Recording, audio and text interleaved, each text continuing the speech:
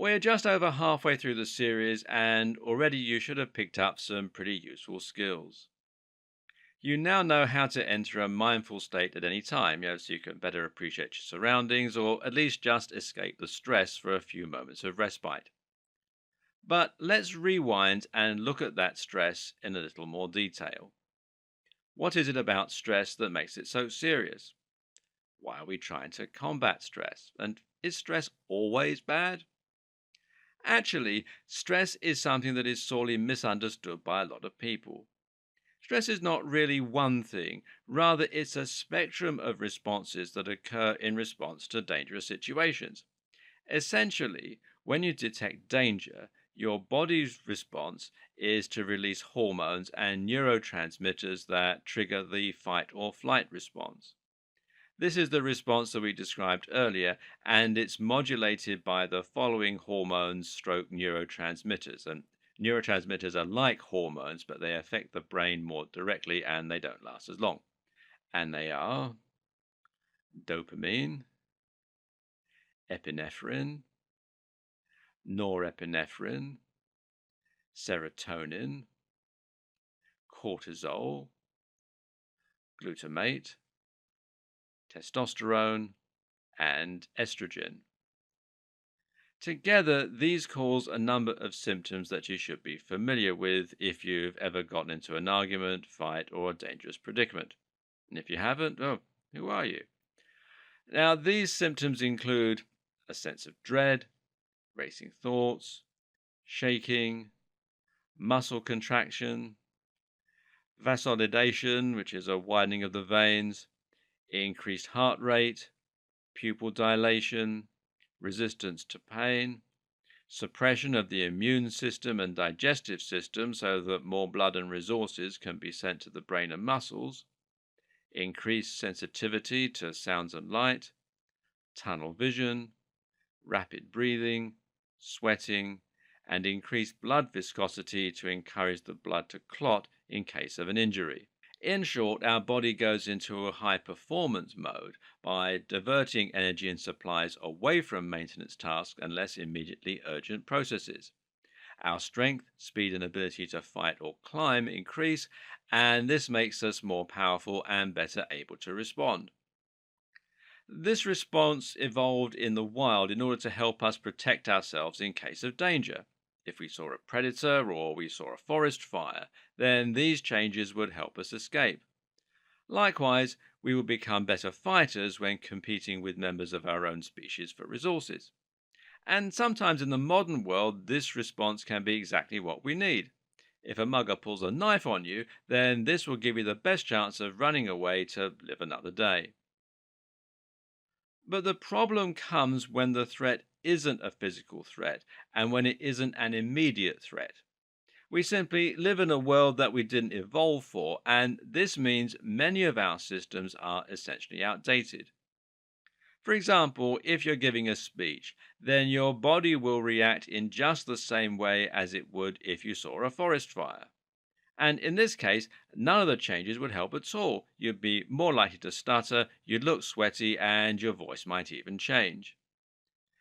And if you panic, and sometimes stress can feel like a heart problem, then this can eventually create a vicious circle causing you to get more and more stressed, eventually hyperventilating and passing out as a result. And this is what happens in the case of an anxiety attack. Moreover, this is also how we respond to being in debt, or hating our jobs, or waiting to hear back about an offer we put in on a house. But we can't run away from these problems and we can't fight them. And this means that the fight or flight response can continue on a low level for a long duration of time. And this is what we call chronic stress, and it's bad for all kinds of reasons. For starters, chronic stress means that our immune system and digestion are suppressed for long periods of time. This can lead to malabsorption as we become less able to get extra nutrients from our food, and it can prevent us from sleeping and it can make us more immune to disease. What's more is that eventually this stress can cause us to run out of the catecholamine neurotransmitters that allow us to focus. This is called adrenal fatigue and it's linked with depression and chronic anxiety. Note as well that no neurotransmitter and no hormones work in a vacuum. If you increase one, you alter others. And when you increase cortisol, associated with chronic stress in particular, you also increase ghrelin, the hunger hormone. This also encourages something called lipogenesis, meaning that more of the fuels in your diet will be stored as fat than used for energy. In fact, cortisol even breaks down muscle by producing something called myostatin, which signals the body to break down muscle for energy. So it's important for your physique as well that you learn not to feel stressed when it isn't useful. And this is why it's so important that we learn to respond appropriately to the situation at hand and to suppress stress when it isn't appropriate, so that we can carry on enjoying life and staying healthy. Mindfulness is the path to that eventuality. But the thing is, there is such a thing as positive stress. The aim here is not to completely remove stress from your life, rather, it's just to control it. And as we've already seen, stress is a positive tool if you're trying to enhance your physical performance. If you're in a race or if you're surfing, then this response is exactly what you need in order to get things done. But the ideal situation would be that you get all the benefits of the fight or flight response without the negatives. Now, imagine if you could gain that focus and that increased muscle mass, but without the sense of dread and fear. As it happens, such a state may exist.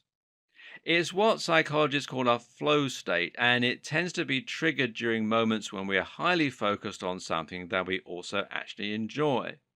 The example given most often is extreme sports, where some athletes describe the world seeming to slow down around them while they pull off amazing moves and feel more alive than they ever have done.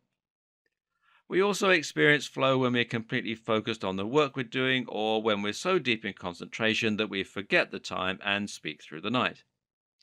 During this state, we produce similar neurotransmitters and hormones, but with the addition of another one called anandamide.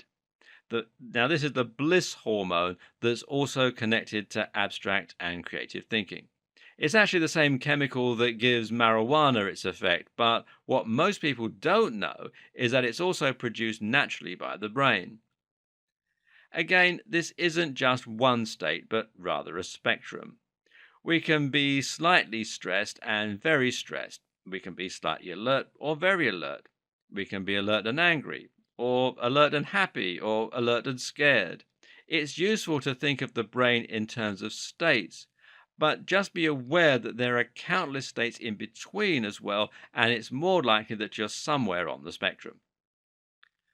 Flow states help us to perform at our best and focus more, but they don't cause the same negative effects as a typical fight or flight. The difference? Well, enjoyment. So, if you can try and tap into the enjoyment of what you're doing and see it as a fun challenge rather than something terrible, then you're more likely to get into that flow.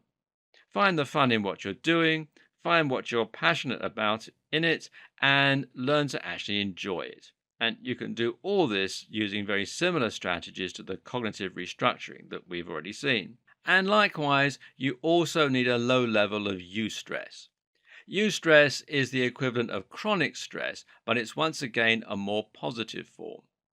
Eustress is the kind of stress that motivates us to do things. For example, if you have an exam coming up and you don't experience any stress at all, then there's a good chance that you're not going to revise for it, and as such, you won't get very good grades. Having just the right amount of low level stress is what you need to make sure you start revising early and to do the best you can. Eustress doesn't have to mean negative motivation. It can also mean positive motivation. For instance, stressing that you might not achieve the things you really want to achieve. It's stress, but it's based around something positive.